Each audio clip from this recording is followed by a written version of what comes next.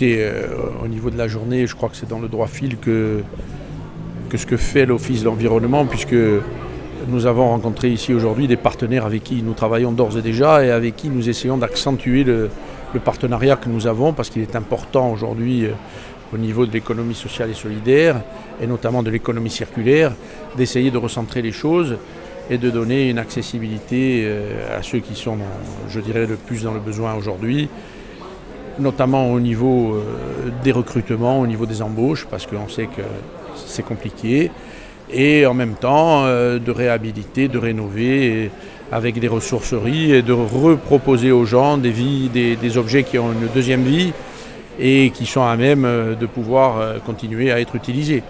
Donc on est vraiment dans un travail partenarial. D'ailleurs, je crois que nous avons fait un voyage avec la CRES en Suède.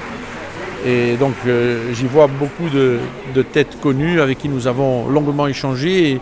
Et j'ose espérer qu'à terme, on puisse aboutir à des sujets avec l'économie sociale et solidaire, et notamment sur les déchets, notamment les biodéchets, où on essaye de trouver des partenaires associatifs pour nous permettre de faire des choses intéressantes sur l'intégralité du territoire de la Corse. Oui, j'ai envie de vous dire, parce que effectivement, les déchets, le meilleur des déchets, bien évidemment, est celui qu'on ne produit pas. Mais étant donné qu'on en produit et qu'on en produit beaucoup, et notamment chez nous en Corse, où on en produit certainement beaucoup trop à mon goût, il est bien d'essayer de donner une deuxième vie au matériel qui n'est plus utilisé et qui pourrait être réutilisé. Donc c'est important d'essayer de trouver, je dirais, un lien entre la réutilisation, l'utilisation et la réutilisation de tous ces matériels. Oui, l'insularité complexifie les choses. Et à terme, on s'est inséré, nous, dans cette démarche-là pour essayer de porter des projets au niveau européen qui pourraient servir, notamment la récupération des plastiques et le traitement des plastiques dans les îles de Méditerranée. Je crois que ça fera certainement l'objet d'un projet Interreg où on essaiera d'être chef de file pour essayer de trouver des solutions. Le biogaz fait partie des choses auxquelles on pourrait travailler avec l'économie sociale et solidaire. En tous les cas, c'est des vraies passerelles très intéressantes que l'on pourrait faire. Et à mon sens, un, elles sont nécessaires, et deux, elles deviennent obligatoires.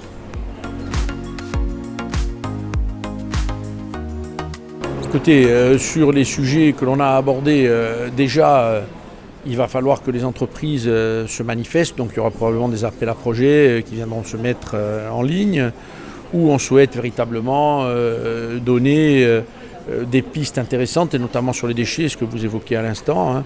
Pourquoi pas la collecte des biodéchets, pourquoi pas des unités de compostage croisées avec l'économie sociale et solidaire. Pourquoi pas, je sais d'ores et déjà, et on l'a vu tout à l'heure en préambule de la présentation, qu'il y a des entreprises qui collectent le verre. Pourquoi pas continuer de développer ce genre d'actions qui pourraient être bénéfiques, puisque c'est des actions qui se font au niveau du territoire. Et la politique des déchets que l'on souhaite porter demain, c'est véritablement une politique de territoire pour éviter de transporter aux quatre coins de la Corse ce que l'on pourrait traiter in situ. Une conclusion, une très belle initiative que cette conférence régionale. On sera, nous, en tous les cas, le partenaire que l'on se doit être avec la CRES.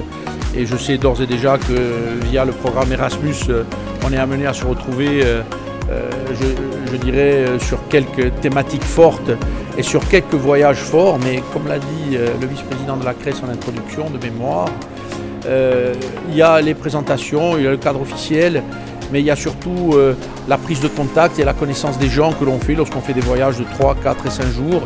Et c'est souvent dans les discussions à côté que les choses se construisent. Et moi j'invite tous les partenaires à ce genre d'associations de s'initier dans ce genre de voyage, parce que, un, ils sont très productifs, parce qu'on s'enrichit de ce que peuvent faire les autres. Et deux, ça nous permet de nous rencontrer sur un terrain différent et de pousser des réflexions et de les mener souvent à bien.